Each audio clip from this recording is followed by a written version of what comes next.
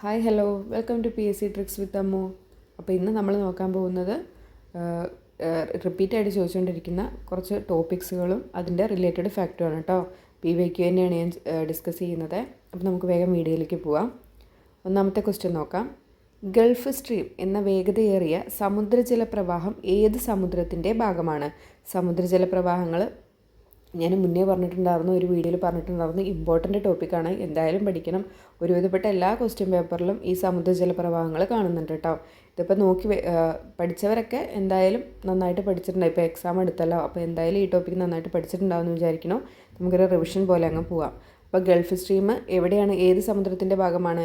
Atlantic സമുദ്രത്തിൻ്റെ ഭാഗമാണ് അല്ലേ. ഗൾഫ് സ്ട്രീം എന്നും പറയുന്ന വേഗതയേറിയ സമുദ്രജല പ്രവാഹം ഏത് സമുദ്രത്തിൻ്റെ ഭാഗമാണെന്ന് ചോദിച്ചാൽ അറ്റ്ലാന്റിക് സമുദ്രത്തിൻ്റെ ഭാഗമാണ്.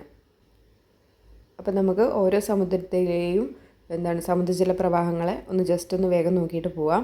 ആദ്യം എടുക്കുന്നത് പസഫിക്കിലെയാണ് കേട്ടോ. പസഫിക്കിലെ ജലപ്രവാഹങ്ങളാണ് എടുത്തിരിക്കുന്നത്. ശീതജല പ്രവാഹങ്ങൾ ഏതൊക്കെയാണ് പസഫിക്കിലെ? പെറു അല്ലെങ്കിൽ ഹംബോൾട്ട്, കാലിഫോർണിയ, ഒയാഷിയോ, പശ്ചിമവാത പ്രവാഹം. ഏതൊക്കെയാണ്? പെറു, ഹംബോൾട്ട്, കാലിഫോർണിയ, ഒയാഷിയോ, പശ്ചിമവാത പ്രവാഹം എന്നിങ്ങനെയാണ് പസഫിക്കിലെ ശീതജല പ്രവാഹങ്ങളായിട്ട് അറിയപ്പെടുന്നത്. ഇവിടെ എൻ്റെ ഒരു കോഡുണ്ട്, എല്ലാവർക്കും ഓരോരോ കോഡുകളായിരിക്കും. ഇത് എൻ്റെ സ്വന്തം കോഡാണ് കേട്ടോ. പാസ് കിട്ടിക്കഴിഞ്ഞാൽ പെറുക്ക് OC അടിച്ചിട്ട് കാലിയാക്കാം എന്നാലോചിച്ചാൽ മതി കേട്ടോ. പാസ് കിട്ടിക്കഴിഞ്ഞാൽ പെറുക്ക് OC ആയിട്ട് കാലിയാക്കാം. ഇതിൽ പെറുക്ക് എന്ന് പറയുന്നത് പെറു ആണ് കേട്ടോ. പെറുക്ക് എന്ന് പറയുന്നത് നമ്മുടെ മഞ്ചിൻ്റെയൊക്കെ പോലത്തെ ഒരു മിഠായിയാണ് കേട്ടോ പെറുക്ക് എന്ന് പറയുന്നത്. അപ്പോൾ അത് കാലിയാക്കാം. കാലിഫോർണിയ, പിന്നെ OC അടിച്ചിട്ട് ഒയാഷിയോ കേട്ടോ. പാസ് പിന്നെ പസഫിക്. അപ്പോൾ ഇങ്ങനെ പറ്റുന്ന ആവശ്യമുള്ളവർ ഇതെടുക്കാം കേട്ടോ. പിന്നെ കൂടെ പശ്ചിമവാത പ്രവാഹവും. ഇത്രയും പസഫിക്കിലെ ശീതജല പ്രവാഹങ്ങളാണ്. ഇനി ഏതൊക്കെയാണ് ഉഷ്ണജല പ്രവാഹങ്ങൾ? കുറോഷിയോ, പൂർവ്വ ഓസ്ട്രേലിയൻ, പിന്നെ ഉത്തര പസഫിക്, ബ്രിട്ടീഷ് കൊളംബിയൻ പ്രവാഹം, മധ്യരേഖ പ്രതിപ്രവാഹം, ദക്ഷിണ മധ്യരേഖ പ്രവാഹം, ഉത്തര മധ്യരേഖ പ്രവാഹം. ഇതിൽ കുറേ അധികം ചോദിച്ചു കണ്ടിരിക്കുന്നത് ഈ കുറോഷിയാണ് കേട്ടോ. കുറോഷിയാണ് കൂടുതലായിട്ടും ചോദിച്ചു കണ്ടിരിക്കുന്നത്. അപ്പോൾ അത് നന്നായിട്ട് പഠിക്കുക. അത് പസഫിക്കിലെ സമുദ്ര പ്രവാഹമാണ് കേട്ടോ. പസഫിക്കിലെ സമുദ്രജല പ്രവാഹമാണ് കുറോഷിയോ എന്ന് പറയുന്നത് കേട്ടോ. ബാക്കി ഇത്രയും ചോദിച്ചിട്ടുണ്ട് കേട്ടോ. പെറു, കാലിഫോർണിയ, ഒയാഷിയ ഇതൊക്കെ ഇങ്ങനെ ചോദിച്ചുകൊണ്ടേ ഇരിക്കുന്നതാണ് കേട്ടോ പസഫിക്കിലെ. ഇനി നമുക്ക് അറ്റ്ലാന്റിക്കിലെ ഉഷ്ണജല പ്രവാഹങ്ങളെ നോക്കാം. ഏതൊക്കെയാണ്? ഉത്തര മധ്യരേഖ പ്രവാഹം, ഫ്ലോറിഡ പ്രവാഹം, ഗൾഫ് സ്ട്രീം പ്രവാഹം, ഉത്തര അറ്റ്ലാന്റിക് പ്രവാഹം, ദക്ഷിണ മധ്യരേഖ പ്രവാഹം, ബ്രസീൽ പ്രവാഹം, മധ്യരേഖ പ്രതിപ്രവാഹം. ഇതിൽ ഒരുപാട് വട്ടം ചോദിച്ചിരിക്കുന്നത് ഫ്ലോറിഡ പ്രവാഹവും ഗൾഫ് സ്ട്രീം പ്രവാഹവുമാണ് കേട്ടോ. അപ്പോൾ അത് എവിടുത്തെയാണ്? അറ്റ്ലാന്റിക് സമുദ്രത്തിലെ ഉഷ്ണജല പ്രവാഹങ്ങളാണ് ഫ്ലോറിഡ, ഗൾഫ് സ്ട്രീം കേട്ടോ. ഫ്ലോറിഡ, ഗൾഫ് സ്ട്രീം ഉഷ്ണജല പ്രവാഹമാണ്. ഇവിടുത്തെ അറ്റ്ലാന്റിക്കിലെയാണ് കേട്ടോ. ഇനി നമുക്ക് അവിടുത്തെ അറ്റ്ലാന്റിക്കിലെ ശീതജല പ്രവാഹങ്ങളെയും കൂടെ ഒന്ന് പരിചയപ്പെടാം. ഏതൊക്കെയാണ്? ലാബ്രഡോർ പ്രവാഹം, കാനറീസ് പ്രവാഹം, പശ്ചിമവാത പ്രവാഹം, ബെൻഗ്വാല പ്രവാഹം. ഇതിൽ ചോദിച്ചിരിക്കുന്നത് ലാബ്രഡോർ ചോദിച്ചിട്ടുണ്ട്, കാനറീസ് ചോദിച്ചിട്ടുണ്ട്, ബെൻഗ്വാല ചോദിച്ചിട്ടുണ്ട് കേട്ടോ. അപ്പോൾ ഇത് അറ്റ്ലാന്റിക്കിലെ ശീതജല പ്രവാഹങ്ങളാണ്. ഇനി നമുക്ക് ഇന്ത്യൻ മഹാസമുദ്രത്തിലെ നോക്കാം. ഇന്ത്യൻ മഹാസമുദ്രത്തിലെ എപ്പോഴും ചോദിച്ചുകൊണ്ടിരിക്കുന്നത് അഗുൽഹാസ് ആണ് കേട്ടോ. അഗുൽഹാസ് പ്രവാഹമാണ് ഇന്ത്യൻ മഹാസമുദ്രത്തിലെ ഉഷ്ണജല പ്രവാഹമാണ് കേട്ടോ അഗുൽഹാസ് എന്ന് പറയുന്നത്. ഇനിയും വേറെയുമുണ്ട്. ഏതൊക്കെയാണ്? തെക്ക് പടിഞ്ഞാറൻ മൺസൂൺ പ്രവാഹം, ദക്ഷിണ മധ്യരേഖ പ്രവാഹം. ഒന്ന് അറിഞ്ഞിരുന്നാൽ മതിയേ. പിന്നെ ശീതജല പ്രവാഹങ്ങൾ ഏതൊക്കെയാണ്? ഓസ്ട്രേലിയൻ പ്രവാഹം, പശ്ചിമവാത പ്രവാഹം എന്നിവ ഏതൊക്കെയാണ്? നമ്മുടെ ഇന്ത്യൻ മഹാസമുദ്രത്തിലെ ശീതജല പ്രവാഹങ്ങളാണ്. ഓസ്ട്രേലിയൻ പ്രവാഹവും പശ്ചിമവാത പ്രവാഹവും. ഇവിടെ ഈ അഗുൽഹാസ് ഓർത്തിരിക്കണേ. നമുക്ക് ഇമ്പോർട്ടൻ്റ് ആയിട്ടുള്ള ഒന്നും കൂടെ നോക്കാം. പസഫിക്കിൽ ഏതൊക്കെയായിരുന്നു ശീതജല പ്രവാഹങ്ങൾ? പെറു, കാലിഫോർണിയ, ഒയാഷിയോ, പശ്ചിമവാത പ്രവാഹം. അപ്പോൾ പാസ് കിട്ടിക്കഴിഞ്ഞാൽ പെറുക്ക് OC അടിച്ചിട്ട് കാലിയാക്കാം എന്നാലോചിക്കുക കേട്ടോ. ഇനി ഉഷ്ണജല പ്രവാഹങ്ങൾ ഏതൊക്കെയാണ്? കുറോഷിയോ, പൂർവ്വ ഓസ്ട്രേലിയൻ, ഉത്തര പസഫിക്, ബ്രിട്ടീഷ് കൊളംബിയൻ പ്രവാഹം, മധ്യരേഖ പ്രതിപ്രവാഹം, ദക്ഷിണ മധ്യരേഖ പ്രവാഹം, ഉത്തര മധ്യരേഖ പ്രവാഹം. ഇതിലെ കുറോഷ്യ ഓർത്തിരിക്കുക കേട്ടോ. പസഫിക്കിലെ ഉഷ്ണജല പ്രവാഹമാണ്. ഇനി അറ്റ്ലാന്റിക്കിലേക്ക് വന്നു കഴിഞ്ഞാൽ ഏതൊക്കെയാണ്? ഫ്ലോറിഡ പ്രവാഹം, ഗൾഫ് സ്ട്രീം പ്രവാഹം ഓർത്തിരിക്കേണ്ടതാണ് കേട്ടോ. അറ്റ്ലാന്റിക്കിലെ ഉഷ്ണജല പ്രവാഹമാണ് ഫ്ലോറിഡ പ്രവാഹം, ഗൾഫ് സ്ട്രീം പ്രവാഹം, ഉത്തര അറ്റ്ലാന്റിക് പ്രവാഹം, ദക്ഷിണ മധ്യരേഖ പ്രവാഹം, ബ്രസീൽ പ്രവാഹം, മധ്യരേഖ പ്രതിപ്രവാഹം, ഉത്തര മധ്യരേഖ പ്രവാഹം എന്നിവ കേട്ടോ. ഉഷ്ണജല പ്രവാഹമാണ് അറ്റ്ലാന്റിക്കിലെ ശീതജല പ്രവാഹങ്ങൾ ഇമ്പോർട്ടൻ്റ് ആണ്. ഏതൊക്കെയാണ്? ലാബ്രഡോർ, കാനറീസ്, പശ്ചിമവാത പ്രവാഹം, ബെൻഗ്വാല പ്രവാഹം. ഇനി ഇന്ത്യൻ മഹാസമുദ്രത്തിൽ ഒരുപാട് വട്ടം ചോദിക്കുന്നതാണ് അഗുൽഹാസ് പ്രവാഹം എന്നുള്ളത് കേട്ടോ, ഓർത്തിരിക്കണേ. അടുത്ത ക്വസ്റ്റ്യൻ നോക്കാം. ഉഷ്ണമേഖലാ ചക്രവാതങ്ങൾ വിവിധ രാജ്യങ്ങളിലെ സമുദ്രമേഖലകളിലെ പേരുകൾ നൽകിയിരിക്കുന്നു. ശരിയായ ജോഡി കണ്ടെത്താനാണ് പറഞ്ഞിരിക്കുന്നത്. ഇന്ത്യൻ മഹാസമുദ്രത്തിൽ സൈക്ലോൺ ആണ് കേട്ടോ. ഉഷ്ണമേഖലാ ചക്രവാതങ്ങൾ ഇന്ത്യൻ മഹാസമുദ്രത്തിൽ എങ്ങനെയാണ് അറിയപ്പെടുന്നത്? സൈക്ലോൺ എന്ന് പറഞ്ഞിട്ടുള്ള പേരിലാണ്. അറ്റ്ലാന്റിക് സമുദ്രം അല്ലെങ്കിൽ കരീബിയൻ സമുദ്രത്തിലാകട്ടെ ഏതാണ്? ഹരിക്കെയിൻ എന്ന് പറഞ്ഞിട്ടുള്ള പേരിലാണ് ഉഷ്ണമേഖലാ ചക്രവാതങ്ങൾ അറിയപ്പെടുന്നത്. ഇനി ടൈഫൂണോ? ചൈന കടൽ, പസഫിക് സമുദ്രത്തിലെ ഉഷ്ണമേഖലാ ചക്രവാതങ്ങൾക്ക് പറയുന്ന പേരാണ് ടൈഫൂൺ എന്നത് കേട്ടോ. പിന്നെ പശ്ചിമ ഓസ്ട്രേലിയൻ സമുദ്രത്തിലെ ടൊർണാഡോ, അത് തെറ്റാണ് അല്ലേ. പശ്ചിമ ഓസ്ട്രേലിയൻ സമുദ്രത്തിൽ ഏതാണ്? വില്ലീസ് ആണ് അല്ലേ. വില്ലീസ് ആണ് പശ്ചിമ ഓസ്ട്രേലിയൻ സമുദ്രത്തിലെ ഉഷ്ണമേഖലാ ചക്രവാതങ്ങൾ ആയിട്ട് അറിയപ്പെടുന്നത് കേട്ടോ. ഈ ടൊർണാഡോ എന്ന് പറയുന്നത് എന്താണ്? ഈ അമേരിക്കൻ ഐക്യനാടുകളിലേക്ക് ഈ ടൊർണാഡോ ആലി പോലുള്ള പ്രദേശങ്ങളിലൊക്കെ എന്താണ് വീശുന്ന അല്ലെങ്കിൽ പ്രദേശങ്ങളിൽ കണ്ടുവരുന്ന ചക്രവാതങ്ങളാണ് കേട്ടോ. അപ്പോൾ ഇവിടെ തെറ്റേതാണ്? 4 മാത്രം. ശരിയായതാണ് നമ്മളോട് ചോദിച്ചിരിക്കുന്നത്. 1, 2, 3 എന്നിവയാണ് ശരി. ഓപ്ഷൻ സി ആണ് വരിക. 1, 2, 3 കേട്ടോ. അപ്പോൾ ഇതെന്തായാലും പഠിച്ചിരിക്കുക. ഇന്ത്യൻ മഹാസമുദ്രത്തിൽ ഏത് പേരിൽ അറിയപ്പെടും? സൈക്ലോൺ എന്ന പേരിലാണ് ചക്രവാതങ്ങൾ അറിയപ്പെടുന്നത്. അറ്റ്ലാന്റിക് സമുദ്രത്തിൽ ഹരിക്കെയിൻസ് എന്നുള്ള പേരിൽ അറിയപ്പെടുന്നു. പശ്ചിമ ശാന്ത സമുദ്ര പ്രദേശവും തെക്കൻ ചൈന കടലിലും ടൈഫൂൺ എന്ന പേരിൽ അറിയപ്പെടുന്നു. പശ്ചിമ ഓസ്ട്രേലിയൻ സമുദ്രത്തിലാണെങ്കിൽ വില്ലീസ് എന്ന പേരിൽ അറിയപ്പെടുന്നു. പശ്ചിമ ഓസ്ട്രേലിയൻ സമുദ്രത്തിൽ എങ്ങനെ അറിയപ്പെടുന്നു? വില്ലീസ് എന്ന പേരിലാണ് അറിയപ്പെടുന്നത്. അടുത്ത ക്വസ്റ്റ്യൻ നോക്കാം. താഴെ പറയുന്നവയിൽ ഇന്ത്യൻ മഹാസമുദ്രത്തിലെ സമുദ്രജല പ്രവാഹം ഏതെന്നാണ് ചോദിച്ചിരിക്കുന്നത്. ഇത് പറഞ്ഞൂല്ലേ, ഏതാണ്? അഗുൽഹാസ് ആണ്. അഗുൽഹാസ് കുറേ ചോദിച്ചുകൊണ്ടിരിക്കുന്നതാണ്. ഇന്ത്യൻ മഹാസമുദ്രത്തിലെ സമുദ്രജല പ്രവാഹം എപ്പോഴും ചോദിക്കുന്നത് അഗുൽഹാസ് ആണ് കേട്ടോ. ഉഷ്ണമേഖലാ ചുഴലിക്കാറ്റുകൾ അറ്റ്ലാന്റിക് മേഖലയിൽ എന്തു പേരിൽ അറിയപ്പെടുന്നു എന്നാണ് ചോദിച്ചിരിക്കുന്നത്. നമ്മളിപ്പോൾ പഠിച്ചില്ലേ, എന്ത് പേരിൽ അറിയപ്പെടുന്നു? ഹരിക്കെയിൻ എന്നുള്ള പേരിലാണ് ഉഷ്ണമേഖലാ ചുഴലിക്കാറ്റുകൾ അറ്റ്ലാന്റിക് മേഖലയിൽ അറിയപ്പെടുന്നത് കേട്ടോ. ഹരിക്കെയിൻ എന്ന പേരിൽ. അടുത്ത ക്വസ്റ്റ്യനിലേക്ക് പോവാം. സംസ്ഥാന ദുരന്ത നിവാരണ അതോറിറ്റിയുമായി ബന്ധപ്പെട്ട ശരിയായ പ്രസ്താവന കണ്ടെത്തുക. ഒന്നാമത്തെ സ്റ്റേറ്റ്മെൻറ്റ്, ദേശീയ ദുരന്ത നിവാരണ നയം അനുസരിച്ച് സംസ്ഥാനത്ത് രൂപീകൃതമായ ഏജൻസിയാണ് സംസ്ഥാന ദുരന്ത നിവാരണ അതോറിറ്റി എന്ന് പറയുന്നത്. സംസ്ഥാന ദുരന്ത നിവാരണ നയം രൂപീകരിക്കുന്നു. പ്രകൃതി ദുരന്ത സാധ്യതയുള്ള മേഖലകൾ നിർണ്ണയിക്കുന്നു. വിവിധ വകുപ്പുകളെ ഉൾപ്പെടുത്തി ദുരന്ത നിവാരണ പദ്ധതികൾ ആസൂത്രണം ചെയ്യുന്നു. അപ്പോൾ ഇതെന്താണ്? എല്ലാ പ്രസ്താവനകളും ശരിയാണ് എന്നുള്ളതാണ് കേട്ടോ ഇവിടുത്തെ ആൻസറായിട്ട് വരുന്നത്. സംസ്ഥാന ദുരന്ത നിവാരണ അതോറിറ്റിയുമായിട്ട് ബന്ധപ്പെട്ട ഇവിടെയുള്ള കൊടുത്തിരിക്കുന്ന എല്ലാ പ്രസ്താവനകളും ശരിയാണ്. അപ്പോൾ ഇതെല്ലാം നമുക്ക് പഠിച്ചു പോകാം. ഒന്നും കൂടെ പറയാം. എന്തൊക്കെയാണ്? ദേശീയ ദുരന്ത നിവാരണ നയം അനുസരിച്ച് സംസ്ഥാനത്ത് രൂപീകൃതമായിട്ടുള്ള ഏജൻസിയാണ് സംസ്ഥാന ദുരന്ത നിവാരണ അതോറിറ്റി. സംസ്ഥാന ദുരന്ത നിവാരണ നയം രൂപീകരിക്കുന്നുണ്ട്. പ്രകൃതി ദുരന്ത സാധ്യതയുള്ള മേഖലകൾ നിർണ്ണയിക്കുന്നുണ്ട്. വിവിധ വകുപ്പുകളെ ഉൾപ്പെടുത്തി ദുരന്ത നിവാരണ പദ്ധതികൾ ആസൂത്രണവും ചെയ്യുന്നുണ്ട്. അപ്പോൾ എല്ലാ പ്രസ്താവനകളും ശരിയാണ്. അപ്പോൾ നമുക്ക് സംസ്ഥാന ദുരന്ത നിവാരണ അതോറിറ്റി ഒന്ന് നോക്കിയിട്ട് വരാം. ദേശീയ ദുരന്ത നിവാരണ നിയമം 2005 അനുസരിച്ച് സംസ്ഥാനത്ത് രൂപീകൃതമായ ഏജൻസിയാണ് സംസ്ഥാന ദുരന്ത നിവാരണ അതോറിറ്റി. 2007 മെയ് 4-നാണ് നിലവിൽ വരുന്നത്. ഓർത്ത് വയ്ക്കണം. 2007 മെയ് 4-നാണ് സംസ്ഥാന ദുരന്ത നിവാരണ അതോറിറ്റി നിലവിൽ വരുന്നത്. 2007 മെയ് 4. മുഖ്യമന്ത്രി ചെയർമാനും സംസ്ഥാന റവന്യൂ മന്ത്രി വൈസ് ചെയർമാനുമായിട്ടുള്ള ഒരു സ്റ്റേറ്റ് എക്സിക്യൂട്ടീവ് കമ്മിറ്റിയാണ് ദുരന്ത നിവാരണ അതോറിറ്റിയുടെ ഭരണ നിർവഹണ സമിതി എന്ന് പറയുന്നത്. അപ്പോൾ ചെയർമാൻ ആരാണ്? സംസ്ഥാന ദുരന്ത നിവാരണ അതോറിറ്റിയുടെ ചെയർമാൻ ആരാണ്? മുഖ്യമന്ത്രിയാണ്. എപ്പോഴും ചോദിച്ചുകൊണ്ടിരിക്കുന്ന ക്വസ്റ്റ്യൻ ആണ് അല്ലേ. ഇനി വൈസ് ചെയർമാൻ ആരാണ്? സംസ്ഥാന റവന്യൂ മന്ത്രിയായിരിക്കും. വൈസ് ചെയർമാൻ ആരാണ്? സംസ്ഥാന റവന്യൂ മന്ത്രിയായിരിക്കും. ദുരന്ത നിവാരണ അതോറിറ്റിയുടെ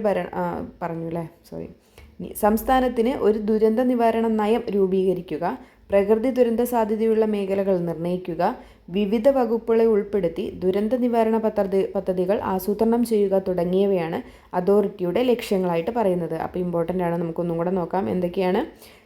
സംസ്ഥാനത്തിന് ഒരു ദുരന്ത നിവാരണ നയം രൂപീകരിക്കുക, പിന്നെന്താണ്? പ്രകൃതി ദുരന്ത സാധ്യതയുള്ള മേഖലകൾ നിർണ്ണയിക്കുക, വിവിധ വകുപ്പുകളെ ഉൾപ്പെടുത്തി ദുരന്ത നിവാരണ പദ്ധതികൾ ആസൂത്രണം ചെയ്യുക എന്നിവയാണ് നമ്മുടെ സംസ്ഥാന ദുരന്ത നിവാരണ അതോറിറ്റിയുടെ ലക്ഷ്യങ്ങൾ എന്ന് പറയുന്നത്.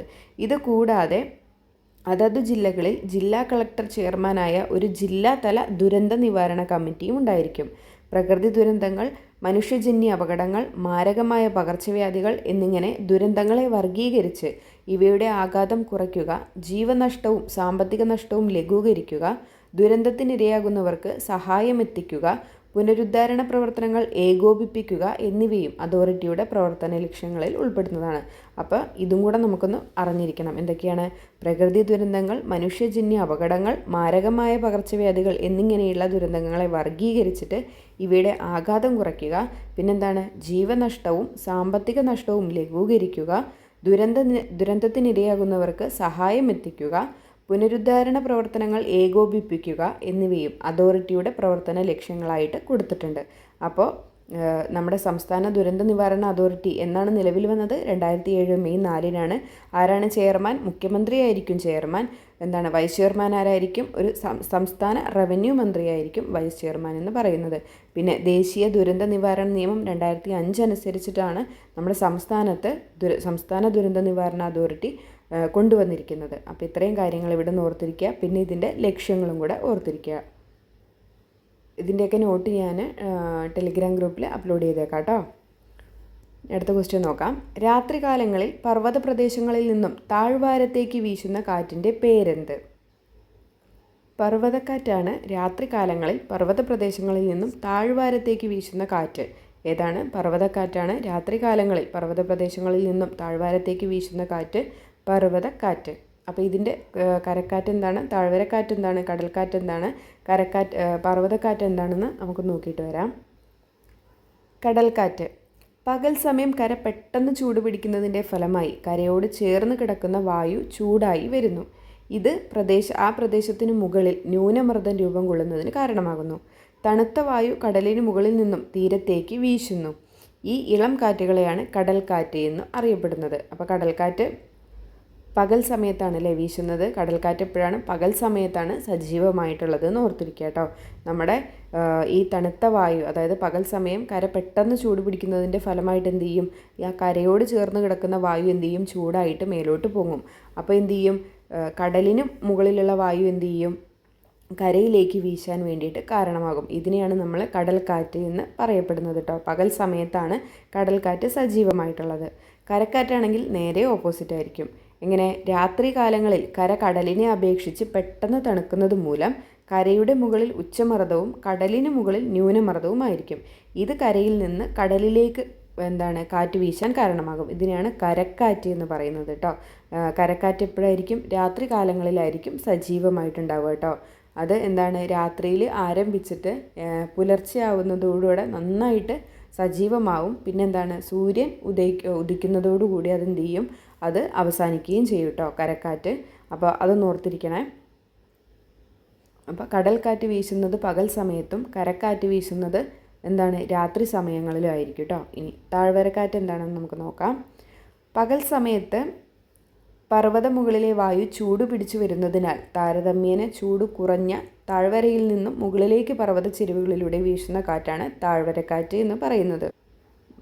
പകൽ സമയത്ത് എന്ത് ചെയ്യും? ഈ പർവ്വതത്തിന് മുകളിലുള്ള വായു അവിടെയാണ് നന്നായിട്ട് ചൂടെത്തുക. അപ്പോൾ അതെന്ത് ചെയ്യും? അവിടെ ഉണ്ടായിരുന്ന വായു ചൂട് പിടിച്ചിട്ട് മുകളിലേക്ക് പൊങ്ങിപ്പോകും. അപ്പോൾ താഴെ, അതായത് അതിൻ്റെ താഴെ, പർവ്വതത്തിൻ്റെ താഴ്വാരങ്ങളിൽ എന്ത് ചെയ്യും? ചൂട് കുറഞ്ഞ വായുവായിരിക്കും. അപ്പോൾ അതെന്ത് ചെയ്യും? മുകളിലോട്ട് വീശാൻ തുടങ്ങും. ഈ കാറ്റാണ് താഴ്വരക്കാറ്റായിട്ട് പറയുന്നത് കേട്ടോ.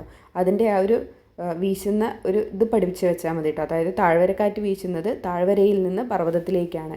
അപ്പോൾ അത് താഴ്വരക്കാറ്റ്. ഇനി പർവ്വതക്കാറ്റാണെങ്കിൽ നേരെ ഓപ്പോസിറ്റ് ആയിരിക്കും. രാത്രികാലങ്ങളിൽ പർവ്വത പ്രദേശങ്ങളിലെ തണുപ്പ് മൂലം വായു തണുക്കും. തണുത്ത വായുവിന് ഭാരം കൂടുന്നതുകൊണ്ട് അത് താഴ്വാരത്തേക്ക് വീശുന്നു. ഇതിനെയാണ് പർവ്വതക്കാറ്റ് എന്ന് പറയുന്നത്. പർവ്വതക്കാറ്റ് രാത്രികാലങ്ങളിലും താഴ്വരക്കാറ്റ് പകൽ സമയങ്ങളിലായിരിക്കും സജീവമായിട്ടുണ്ടാവുക കേട്ടോ. അപ്പോൾ ഇത്രയും കാര്യങ്ങൾ, കടൽക്കാറ്റ്, കരക്കാറ്റ്, താഴ്വരക്കാറ്റ്, പർവ്വതക്കാറ്റ്, ഇതും ചോദിച്ചുകൊണ്ടിരിക്കുന്ന ക്വസ്റ്റ്യനാണ്. കൂട്ടത്തിൽ തന്നെ ഓർത്തിരിക്കുക, ഈ കരക്കാറ്റും പർവ്വതക്കാറ്റും താഴ്വരക്കാറ്റും കടൽക്കാറ്റും എന്ന് പറയുന്നത് കാലികവാദങ്ങളാണ് കേട്ടോ. കാലികവാദങ്ങളാണ്. കാലികവാദങ്ങൾ എന്ന് പറഞ്ഞാൽ എന്താണ്? ഒരു നിശ്ചിത ഇടവേളകളിൽ മാത്രം ആവർത്തിച്ചുണ്ടാകുന്ന കാറ്റുകളാണ് കേട്ടോ. ഒരു നിശ്ചിത ഇടവേളകളിൽ ഇങ്ങനെ ആവർത്തിച്ച് മാത്രം ഉണ്ടാകുന്ന കാറ്റുകളെയാണ് കാലികവാദങ്ങൾ എന്ന് പറയുന്നത്. അപ്പോൾ കാലികവാദങ്ങൾക്ക് ഉദാഹരണം ഏതൊക്കെയാണ്? കരക്കാറ്റ്, താഴ്വരക്കാറ്റ്, പർവ്വതക്കാറ്റ്, കടൽക്കാറ്റ്. അടുത്ത ക്വസ്റ്റ്യനിലേക്ക് പോവാം. വിവരാവകാശ നിയമത്തിലെ ഏത് വകുപ്പ് അസിസ്റ്റൻ്റ് പബ്ലിക് ഇൻഫർമേഷൻ ഓഫീസർമാരെ നിയമിക്കുന്നത്? ഏത് വകുപ്പാണ് അസിസ്റ്റൻ്റ് പബ്ലിക് ഇൻഫർമേഷൻ ഓഫീസർമാരെ നിയമിക്കുന്നത്? ആൻസർ ഓൾറെഡി ഉണ്ട്. ഏതാണ്? വകുപ്പ് 5(2) പ്രകാരമാണ്. വകുപ്പ് 5(2) പ്രകാരമാണ് വിവരാവകാശ നിയമത്തിലെ എന്താണ് അസിസ്റ്റൻ്റ് പബ്ലിക് ഇൻഫർമേഷൻ ഓഫീസർമാരെ നിയമിക്കാനുള്ള വകുപ്പ് എന്ന് പറയുന്നത് കേട്ടോ. വിവരാവകാശ നിയമം ഞാൻ 2 ക്ലാസ് അപ്ലോഡ് ചെയ്തിട്ടുണ്ട്. കാണാത്തവർ കയറിയിട്ട് കാണണേ. പബ്ലിക് ഇൻഫർമേഷൻ ഓഫീസർമാരുടെ നിയമനത്തെക്കുറിച്ച് പ്രതിപാദിക്കുന്ന സെക്ഷനാണ് സെക്ഷൻ 5 എന്ന് പറയുന്നത് കേട്ടോ. പബ്ലിക് ഇൻഫർമേഷൻ ഓഫീസർമാരുടെ നിയമനത്തെക്കുറിച്ച് പറയുന്നതാണ് സെക്ഷൻ 5 കേട്ടോ. അവിടെ ഒന്ന് ഓർത്തിരിക്കണം. പിന്നെ 5(2) പറഞ്ഞല്ലോ, അസിസ്റ്റൻ്റ് പബ്ലിക് ഇൻഫർമേഷൻ ഓഫീസർമാരെ നിയമിക്കുന്ന വകുപ്പാണ് 5(2) എന്ന് പറയുന്നത്. ഈ വിവരാവകാശത്തിലെ അധ്യായങ്ങളുടെ എണ്ണവും പട്ടികകളും വകുപ്പുകളുടെ എണ്ണവും എന്തായാലും പഠിച്ചിരിക്കണം. അധ്യായങ്ങളുടെ എണ്ണം എത്രയാണ്? 6 വിവരാവകാശ നിയമത്തിലെ പട്ടികകളുടെ എണ്ണം 2. വിവരാവകാശ നിയമത്തിലെ വകുപ്പുകളുടെ എണ്ണം എത്രയാണ്? 31. ഇതിൽ കൊടുത്തിരിക്കുന്ന ഈ വകുപ്പ് 2 എന്താണ് അടങ്ങിയിരിക്കുന്നത്? നമ്മൾ പഠിച്ചിട്ടുണ്ടായിരുന്നു. നിർവചനങ്ങൾ അടങ്ങിയിരിക്കുന്ന സെക്ഷനാണ് വകുപ്പ് 2 എന്ന് പറയുന്നത് അല്ലേ. പിന്നെ വകുപ്പ് 4 എന്തായിരുന്നു? പൊതു അധികാര സ്ഥാനങ്ങളുടെ കടമകളെക്കുറിച്ച് പ്രതിപാദിക്കുന്ന സെക്ഷനാണ് വകുപ്പ് 4 എന്ന് പറയുന്നത് കേട്ടോ. പിന്നെ വകുപ്പ് 7 എന്തായിരുന്നു? അപേക്ഷയുടെ തീർപ്പാക്കൽ സംബന്ധിച്ചിട്ടുള്ള വകുപ്പായിരുന്നു വകുപ്പ് 7 പ്രതിപാദിക്കുന്നത് കേട്ടോ. അപേക്ഷയുടെ തീർപ്പാക്കൽ സംബന്ധിച്ചിട്ടുള്ള വകുപ്പ് നമ്മൾ പറഞ്ഞിട്ടുണ്ടായിരുന്നില്ലേ.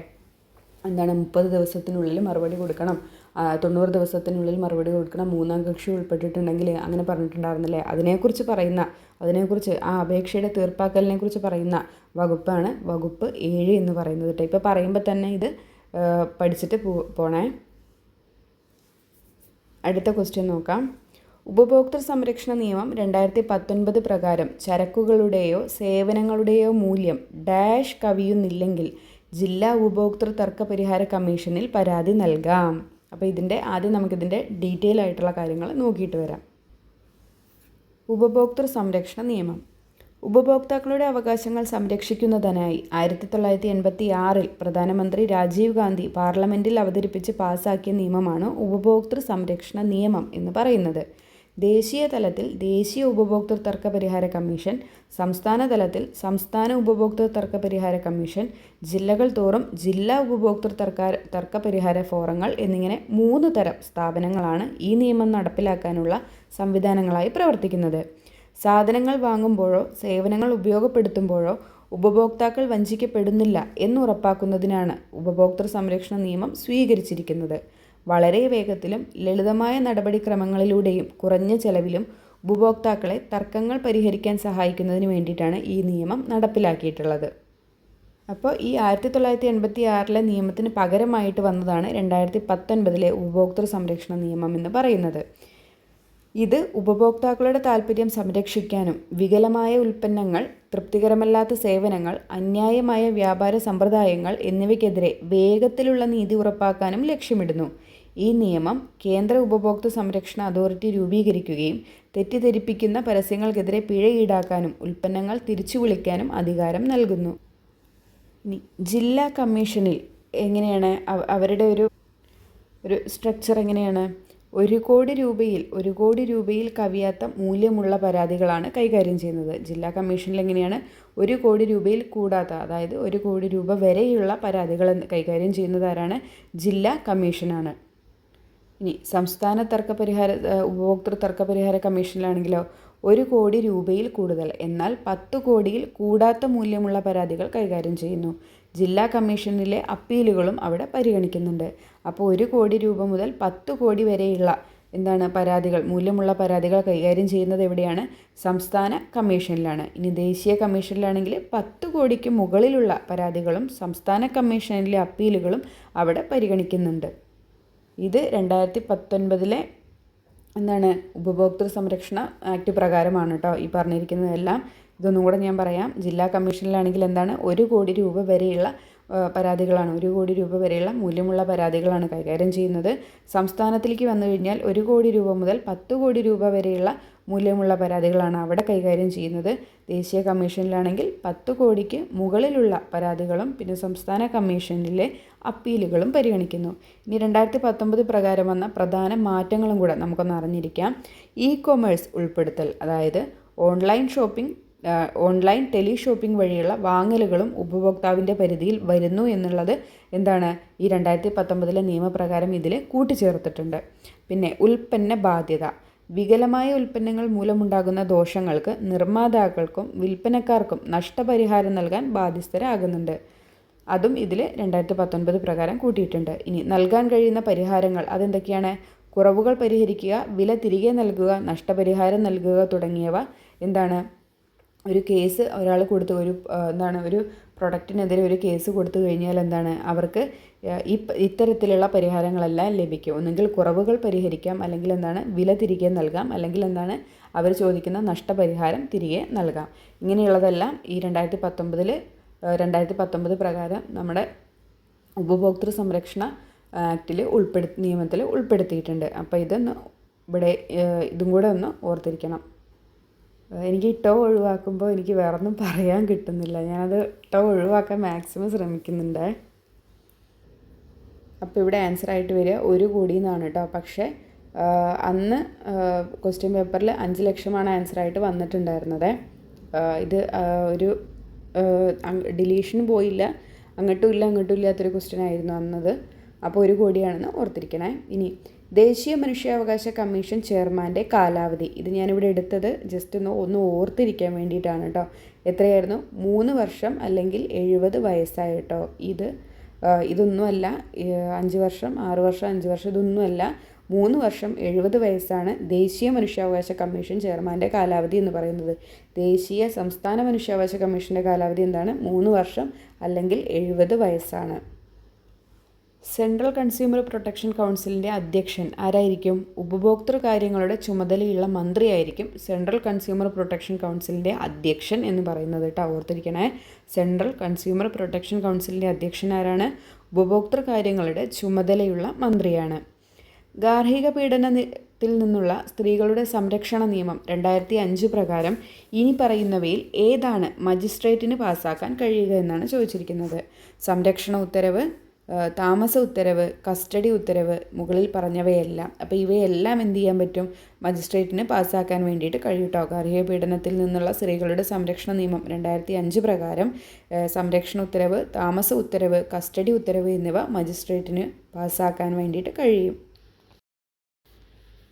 2005 ഗാർഹിക പീഡന നിരോധന നിയമം കുടുംബത്തിനുള്ളിൽ സ്ത്രീകൾ അനുഭവിക്കുന്ന ശാരീരിക, മാനസിക, ലൈംഗിക, സാമ്പത്തിക അതിക്രമങ്ങളിൽ നിന്ന് അവരെ സംരക്ഷിക്കുന്നതിനായി ഇന്ത്യയിൽ കൊണ്ടുവന്ന ഒരു പ്രധാന സിവിൽ നിയമമാണ്. ഇത് സംരക്ഷണ ഉത്തരവുകൾ, താമസിക്കാനുള്ള അവകാശം, സാമ്പത്തിക സഹായം, കൗൺസിലിംഗ് എന്നിവയാണ് നൽകുന്നത്. എന്തൊക്കെയാണ് നൽകുന്നത്? സംരക്ഷണ ഉത്തരവുകൾ, താമസിക്കാനുള്ള അവകാശം, സാമ്പത്തിക സഹായം, കൗൺസിലിംഗ്. ഈ നിയമം ഭർത്താവ്, പങ്കാളി അല്ലെങ്കിൽ കുടുംബാംഗങ്ങൾ എന്നിവരിൽ നിന്നുള്ള പീഡനത്തിനിരയായ സ്ത്രീകൾക്ക് നീതി ഉറപ്പാക്കുന്നു. കൂടാതെ പ്രൊട്ടക്ഷൻ ഓഫീസർമാരെയും സേവനദാതാക്കളെയും നിയമിക്കുന്നതിലൂടെ സഹായം ലഭ്യമാക്കുകയും ചെയ്യുന്നു. ഇനി പ്രൊട്ടക്ഷൻ ഓഫീസർമാർ എന്താണെന്ന് നമ്മൾ അറിഞ്ഞിരിക്കണം. എന്താണ്? ഓരോ ജില്ലയിലും പ്രൊട്ടക്ഷൻ ഓഫീസർമാരെ നിയമിക്കും. അവർക്ക് പരാതികൾ സ്വീകരിക്കാനും സഹായം നൽകാനും കോടതിയുമായി ഏകോപിപ്പിക്കാനും കഴിയും. ഇവരിൽ കൂടുതലും ആരായിരിക്കും? വനിതകളായിരിക്കും. പ്രൊട്ടക്ഷൻ ഓഫീസർമാരായിട്ട് നിയമിതരാകുന്നത് കൂടുതലും ആരായിരിക്കും? വനിതകളായിരിക്കും. അപ്പോൾ അവർക്ക് പരാതികൾ സ്വീകരിക്കാനും സഹായം നൽകാനും പിന്നെ കോടതിയെ ഈ പരാതിക്ക് വേണ്ടിയിട്ട് അങ്ങനെ ഒരു പരാതി ലഭിച്ചിട്ടുണ്ടെങ്കിൽ കോടതിയെ തുടർ നടപടികൾക്ക് വേണ്ടിയിട്ട് ഏകോപിപ്പിക്കാനും കഴിയും പ്രൊട്ടക്ഷൻ ഓഫീസർമാർക്ക്. ഇനി നമുക്ക് ലഭ്യമാകുന്ന സഹായങ്ങൾ എന്തൊക്കെയാണെന്ന് നോക്കാം. എന്തൊക്കെയാണ്? സംരക്ഷണ ഉത്തരവ്, താമസ ഉത്തരവ്, സാമ്പത്തിക ആശ്വാസം, കസ്റ്റഡി ഉത്തരവ് എന്നിവയാണ് ലഭ്യമാകുന്ന സഹായങ്ങൾ കേട്ടോ. എന്തൊക്കെയാണ്? സംരക്ഷണ ഉത്തരവ്, താമസ സൗകര്യം, സാമ്പത്തിക ആശ്വാസം, കസ്റ്റഡി ഉത്തരവ്. ഈ കസ്റ്റഡി ഉത്തരവ് എന്ന് പറയുന്നത് നമ്മൾ പരാതിക്കാരിക്ക് കുട്ടികളെ കിട്ടാൻ വേണ്ടിയിട്ടുള്ള കുട്ടികളെ കിട്ടാൻ വേണ്ടിയിട്ടുള്ളതാണ് കേട്ടോ ഈ കസ്റ്റഡി ഉത്തരവ് എന്ന് പറയുന്നത്. ഇതിൻ്റെ സെക്ഷനും കൂടെ നമുക്കൊന്ന് പഠിച്ചിരിക്കാം. വകുപ്പ് 18 സംരക്ഷണ ഉത്തരവ് ഉള്ളത് കേട്ടോ. വകുപ്പ് 18 സംരക്ഷണ ഉത്തരവ് ഉൾക്കൊള്ളിച്ചിരിക്കുന്നത്. വകുപ്പ് 19 താമസ സൗകര്യത്തിനുള്ള ഉത്തരവ് ഉൾക്കൊള്ളിച്ചിരിക്കുന്നത്. വകുപ്പ് 21 കസ്റ്റഡി ഉത്തരവുകൾ ഉള്ളത്. ഞാൻ പറഞ്ഞല്ലോ നമ്മുടെ ഇപ്പോൾ അങ്ങനെ ഒരു പരാതിക്കാരി വന്നു കഴിഞ്ഞിട്ടുണ്ടെങ്കിൽ കുട്ടികളെ വിട്ടു നൽകാൻ വേണ്ടിയിട്ട് ഹർജി സമർപ്പിക്കുന്നത് ഏത് വകുപ്പ് 21 അനുസരിച്ചിട്ടാണ്. അപ്പോൾ വകുപ്പ് 18 സംരക്ഷണ ഉത്തരവ്, 19 താമസ സൗകര്യ ഉത്തരവ്, 21 കസ്റ്റഡി ഉത്തരവ്. അപ്പോൾ ഇത്രയും കാര്യങ്ങൾ 2005 ഗാർഹിക പീഡന നിരോധന നിയമമായിട്ട് ഓർത്തിരിക്കുക. ലോക ഉപഭോക്തൃ അവകാശ ദിനം എല്ലാ വർഷവും ഏത് തീയതിയിലാണ് ആചരിക്കുന്നത്? ഏത് തീയതിയിലാണ്? മാർച്ച് 15-നാണ് അല്ലേ? മാർച്ച് 15-നാണ് ലോക ഉപഭോക്തൃ അവകാശ ദിനം എല്ലാ വർഷവും ആചരിച്ച് വരുന്നത്. മാർച്ച് 15.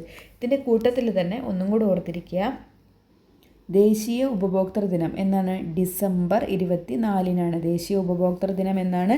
ഡിസംബർ 24-ആണ്. ഇതിൻ്റെ കൂടെ തന്നെ ഓർത്തിരിക്കുക കേട്ടോ. ഡിസംബർ 24 എന്താണ്?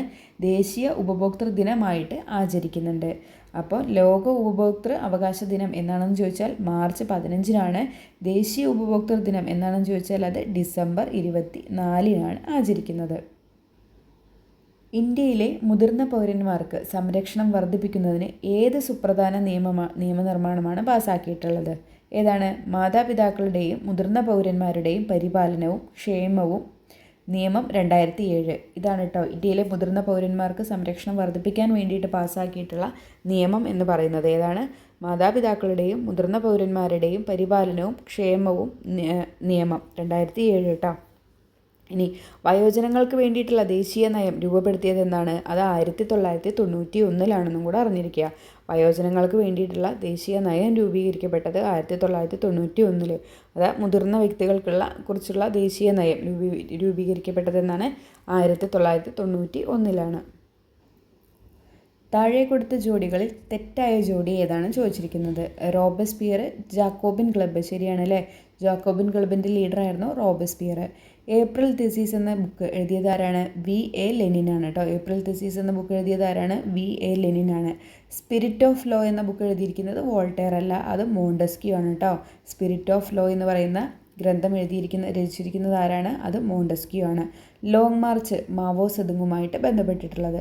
അപ്പോൾ ഇവിടെ തെറ്റായ ജോഡിയാണ് ചോദിച്ചിരിക്കുന്നത്. ഏതാണ് തെറ്റായിട്ടുള്ളത്? 3 മാത്രമാണ് ഇവിടെ തെറ്റായിട്ടുള്ളത്. അപ്പോൾ ശരിയായിട്ട് നമുക്ക് നോക്കാം. റോബസ്പിയർ ജാക്കോബിൻ ക്ലബ്ബ് ശരിയാണ്. ജാക്കോബിൻ ക്ലബിൻ്റെ ലീഡറായിരുന്നു റോബസ്പിയർ എന്ന് പറയുന്നത്.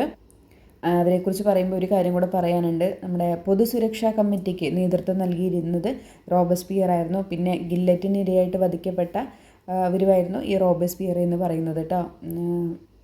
ആ പൊതുസുരക്ഷാ കമ്മിറ്റിക്ക് നേതൃത്വം നൽകിയത് ആരായിരുന്നു? റോബസ്പിയർ ആയിരുന്നു. അതിൽ വേറെ അംഗങ്ങളുണ്ടായിരുന്നു. മിറാബോ ടെൻഡൻ എന്ന് പറഞ്ഞിട്ടുള്ളവരുണ്ടായിരുന്നു. അവർ തന്നെയാണ് ഗില്ലറ്റിൻ ഉപയോഗിച്ചിട്ട് റോബസ്പിയറിനെ വധിച്ചിരിക്കുന്നത് കേട്ടോ. പിന്നെ നമ്മുടെ ജാക്കോബിൻ ക്ലബിൻ്റെ വേറൊരു കാര്യം, ഇമ്പോർട്ടൻ്റ് ആയിട്ടുള്ളൊരു കാര്യം ക്വസ്റ്റ്യൻ വന്നതായിരുന്നു. നമ്മുടെ ഈ ഫ്രഞ്ച് ക്ലബ്ബായിട്ടുള്ള ഈ ജാക്കോബിനിൽ അംഗമായിരുന്നത് ആരായിരുന്നു? നമ്മുടെ ടിപ്പു സുൽത്താനായിരുന്നു കേട്ടോ. ടിപ്പു സുൽത്താനായിരുന്നു ജാക്കോബിൻ ക്ലബ്ബിൽ അംഗമായിട്ടുള്ള ഇന്ത്യക്കാരൻ എന്ന് പറയുന്നത് കേട്ടോ. ടിപ്പു സുൽത്താനായിരുന്നു ജാക്കോബിൻ ക്ലബ്ബിൽ. അദ്ദേഹം പിന്നെന്താ ഒരു ലിബർട്ടി ട്രീ ഒക്കെ സ്ഥാപിക്കുകയൊക്കെ ഉണ്ടായി. സ്വാതന്ത്ര്യത്തിൻ്റെ മരം സ്ഥാപിക്കുകയൊക്കെ ഉണ്ടായി, നടുകയൊക്കെ ഉണ്ടായി. അപ്പോൾ അങ്ങനെയാണ് ആ കാര്യങ്ങളൊക്കെ. അത് മഹത്തായ വിപ്ലവവുമായിട്ട് ബന്ധപ്പെട്ടുള്ള കാര്യങ്ങളാണ് കേട്ടോ. ഞാൻ പറഞ്ഞിട്ടുണ്ടായിരുന്നു പഠിക്കണം, ഇമ്പോർട്ടൻ്റ് ആണ്. എപ്പോഴും ഒരു ക്വസ്റ്റ്യൻ പേപ്പറിൽ ആ ഒരു ഭാഗത്തുനിന്ന് ക്വസ്റ്റ്യൻ ഉറപ്പാണ് കേട്ടോ. പിന്നെ ഏപ്രിൽ തീസീസ് എന്നുള്ള ഗ്രന്ഥം ആരാണ് ജയിച്ചത്? അത് V.A. ലെനിനായിരുന്നു. സ്പിരിറ്റ് ഓഫ് ലോ ആരായിരുന്നു? മോണ്ടസ്ക്യൂ ആയിരുന്നു, വോൾട്ടയർ അല്ല. ലോങ് മാർച്ച് ആരുമായിട്ട് ബന്ധപ്പെട്ടിരിക്കുന്നു? മാവോ സെതുങ്ങുമായിട്ട് ബന്ധപ്പെട്ടിരിക്കുന്നു. ഇന്ത്യൻ ഭരണഘടന ഡ്രാഫ്റ്റിംഗ് കമ്മിറ്റിയെക്കുറിച്ച് ശരിയായ വസ്തുത താഴെ തന്നിരിക്കുന്നതിൽ ഏതാണെന്നാണ് ചോദിച്ചിരിക്കുന്നത്. Doctor B.R. അംബേദ്കർ ആയിരുന്നു അധ്യക്ഷൻ. ഭരണഘടനയ്ക്ക് അംഗീകാരം നൽകി, അത് തെറ്റാണ്. പിന്നെ 7 അംഗങ്ങളെ ഉൾപ്പെടുത്തി രൂപീകരിക്കപ്പെട്ട കമ്മിറ്റിയാണ്. ശരിയായിരുന്നു അല്ലേ? ഡ്രാഫ്റ്റിംഗ് കമ്മിറ്റിയിൽ എത്ര പേരായിരുന്നു ഉണ്ടായിരുന്നത്? 7 അംഗങ്ങളായിരുന്നു ഉണ്ടായിരുന്നത്. 1946 ഓഗസ്റ്റ് 29-നാണ് ഈ സമിതി രൂപീകരിച്ചിട്ടുള്ളത്. അത് തെറ്റാണ്. അപ്പോൾ നമ്മുടെ ആൻസറായിട്ട് ഇവിടെ വരുന്നത് ശരിയല്ലേ? 1ഉം 3ഉം ശരി എന്നുള്ളതാണ് ഇവിടെ ആൻസറായിട്ട് വരുന്നത്. ഡ്രാഫ്റ്റിംഗ് കമ്മിറ്റീനെ കുറിച്ചുള്ള വളരെ ഇമ്പോർട്ടൻ്റ് ആയിട്ടുള്ള കുറച്ച് പോയിന്റുകൾ നോക്കാം. കമ്മിറ്റിയെ നിയമിച്ചതെന്നാണ്? 1947 ഓഗസ്റ്റ് 29-നാണ്. ഡ്രാഫ്റ്റിംഗ് കമ്മിറ്റിയെ നിയമിക്കുന്നതെന്നാണ്? 1947 ഓഗസ്റ്റ് 29-നാണ്. ഇനി ആരായിരുന്നു ചെയർമാൻ? Doctor B.R. അംബേദ്കർ ആയിരുന്നു. ഇനി നമ്മളിത് ഡ്രാഫ്റ്റിംഗ് കമ്മിറ്റി പഠിക്കുമ്പോൾ നിർബന്ധമായിട്ടും നമ്മൾ ആ 7 പേരെയും 7 അംഗങ്ങളെയും നമ്മൾ അറിഞ്ഞിരിക്കണം. ആരൊക്കെയായിരുന്നു? K.M. മുൻഷി, മുഹമ്മദ് സാദുള്ള, അല്ലാടി കൃഷ്ണസ്വാമി അയ്യർ, ഗോപാലസ്വാമി അയ്യങ്കാർ, B.L. മിത്തർ. അദ്ദേഹം രാജിവെച്ചതിന് ശേഷം N. മാധവറാവു ആയിരുന്നു ആ അംഗമായിട്ട് കയറിയിരുന്നത്. പിന്നെ D.P. ഗെയ്ത്താൻ ഉണ്ടായിരുന്നു. അദ്ദേഹത്തിൻ്റെ മരണശേഷം T.T. കൃഷ്ണമാചാരി അദ്ദേഹത്തിന് പകരമായിട്ട് ഡ്രാഫ്റ്റിംഗ് കമ്മിറ്റിയിൽ കയറുകയും ചെയ്തു കേട്ടോ. അപ്പോൾ ആരൊക്കെയായിരുന്നു? KM മുൻഷി, ഒന്നും കൂടെ പറയാം, KN മുൻഷി, മുഹമ്മദ് സാദുള്ള, അല്ലാടി കൃഷ്ണസ്വാമി അയ്യർ, ഗോപാലസ്വാമി അയ്യങ്കാർ, BL മിത്തർ, അദ്ദേഹം രാജിവെച്ചതിന് ശേഷം ആര് വന്നു? N മാധവറാവു വന്നു. പിന്നെ DP ഗെയ്ത്താൻ, അദ്ദേഹത്തിൻ്റെ മരണശേഷം TT കൃഷ്ണമാചാരിയും അംഗമായിട്ട് വന്നു. അപ്പോൾ ഈ 7 പേരെയും നിർബന്ധമായിട്ടും അറിഞ്ഞിരിക്കണേ. ഇനി ഒരു വിശേഷണമുണ്ട്, നസറുദ്ദീൻ അഹമ്മദാണ് വിശേഷിപ്പിച്ചിരിക്കുന്നത്. ഡ്രാഫ്റ്റിംഗ് കമ്മിറ്റിയെ ഡ്രിഫ്റ്റിംഗ് കമ്മിറ്റി എന്നാണ് വിശേഷിപ്പിച്ചത്. അപ്പോൾ ഡ്രാഫ്റ്റിംഗ് കമ്മിറ്റിയെ ഡ്രിഫ്റ്റിംഗ് കമ്മിറ്റി എന്ന് വിശേഷിപ്പിച്ചത് ആരാണ്? അത് നസറുദ്ദീൻ അഹമ്മദാണെന്ന് ഓർത്തിരിക്കുക. സാർവത്രിക വോട്ടവകാശം, മത്സരിക്കാനുള്ള അവകാശം എന്നിവയുമായി ബന്ധപ്പെട്ട് താഴെ പറയുന്നവയിൽ ഏറ്റവും അനുയോജ്യമായ വസ്തുതകൾ ഏതാണ്? സാർവത്രിക വോട്ടവകാശം അല്ലെങ്കിൽ മത്സരിക്കാനുള്ള അവകാശം എന്നിവയുമായിട്ട് ബന്ധപ്പെട്ടിട്ടുള്ളതാണ് കേട്ടോ ചോദിച്ചിരിക്കുന്നത്. ഒന്നാമത്തെ സ്റ്റേറ്റ്മെൻറ്റ് നോക്കാം. സാർവത്രിക വോട്ടവകാശത്തിൻ്റെ അടിസ്ഥാനത്തിൽ വേണം ലോകസഭാ നിയമസഭാ തെരഞ്ഞെടുപ്പുകൾ നടത്തേണ്ടതെന്ന് വകുപ്പ് 326 പ്രതിപാദിക്കുന്നു. ശരിയാണ് അല്ലേ? സാർവത്രിക വോട്ടവകാശത്തെക്കുറിച്ച് പ്രതിപാദിക്കുന്ന വകുപ്പ് ഏതാണ്? വകുപ്പ് 326 വകുപ്പ് 331 സാർവത്രിക വോട്ടവകാശത്തെക്കുറിച്ച് പറയുന്നു. തെറ്റാണല്ലേ? അതെ, തൊട്ട് മുമ്പിലാണ് കിടക്കുന്നത്. എന്താണ് സാർവത്രിക വോട്ടവകാശത്തെ പറയുന്നത്? 326 എന്നുള്ളത്. അപ്പോൾ വകുപ്പ് 331 സാർവത്രിക വോട്ടവകാശം അല്ല കേട്ടോ. ഈ 326 അതാണെന്ന് അറിയുന്ന ഒരാൾക്കാണ് കേട്ടോ ഇത് ചെയ്യാൻ അറിയുള്ളൂ. ഇനി 1989 61-ാം ഭേദഗതിയിലൂടെ വോട്ടവകാശത്തിനുള്ള പ്രായം 21 നിന്നും 18 കുറച്ചു. ഞാൻ ഭരണഘടനാ ഭേദഗതിയിൽ ഇമ്പോർട്ടൻ്റ് ആണ്, അതിൻ്റെ ഒരു ക്ലാസ് എടുത്തിട്ടുണ്ട്. കാണാത്തവർ താല്പര്യം ഉണ്ടെങ്കിൽ കയറിയിട്ട് കാണാം കേട്ടോ, എന്തായാലും ഉപകാരപ്പെടും. ഇനി 89-ലെ 62-ാം ഭേദഗതിയിലൂടെയാണ് വോട്ടിംഗ് പ്രായം കുറച്ചത്. തെറ്റാണ് അല്ലേ? അപ്പോൾ ഇവിടെ ഏറ്റവും അനുയോജ്യമായിട്ടുള്ള വസ്തുതകളാണ് ചോദിച്ചിരിക്കുന്നത്. 1ഉം 3ഉം ശരി എന്നുള്ളതാണ് നമ്മുടെ കേട്ടോ. അപ്പോൾ സാർവത്രിക വോട്ടവകാശത്തിൻ്റെ അടിസ്ഥാനത്തിൽ വേണം ലോകസഭ നിയമസഭാ തെരഞ്ഞെടുപ്പുകൾ നടത്തേണ്ടതെന്ന് വകുപ്പ് 326 പറയുന്നത്. 1989 61-ാം ഭേദഗതിയിലൂടെ വോട്ടവകാശത്തിനുള്ള പ്രായം 21 നിന്നും 18 കുറച്ചു. സ്നേഹസ്വാന്തനം പദ്ധതി ആർക്കാണ് നൽകി വരുന്നത്? ആർക്കാണ്? സംസ്ഥാനത്തെ എൻഡോസൾഫാൻ ഇരകൾക്കുള്ള പ്രതിമാസ ധനസഹായമാണ് സ്നേഹസ്വാന്തനം പദ്ധതിയിൽ ഉൾപ്പെടുത്തിയിരിക്കുന്നത്. അപ്പോൾ സ്നേഹസ്വാന്തനം പദ്ധതി ആർക്കാണ്? സംസ്ഥാനത്തെ എൻഡോസൾഫാൻ ഇരകൾക്കുള്ള പ്രതിമാസ ധനസഹായമാണ്. അപ്പോൾ ഇവിടെ 1 ശരിയായിട്ടുള്ളത് അല്ലേ? 1 ശരി. സ്നേഹസ്വാന്തനം പദ്ധതി എന്താണ്?